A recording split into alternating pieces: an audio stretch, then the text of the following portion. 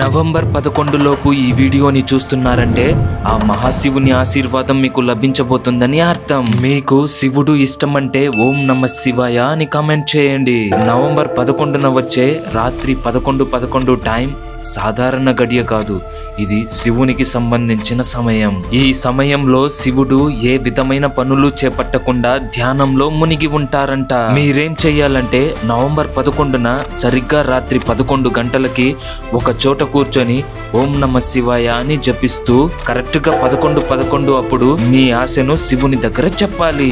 గుర్తుంచుకోండి, శివుని దగ్గర అడగాల్సింది ధనమో ఆస్తులో కాదు, మీ మనసుకు తెలుసు మీకేమి కావాలి అని. దాన్ని శివుని దగ్గర అడిగారంటే 100% మీకు దొరుకుతుందంట. ఈ విషయాన్ని చాలా మంది యోగులు సిద్ధులు కొన్ని వందల సంవత్సరాలుగా పాటిస్తున్నారు. మీకు నమ్మకం లేకుంటే నేను చెప్పినట్టు మీరు కూడా ట్రై చేసి చూడండి, తప్పకుండా మంచిది జరుగుతుంది.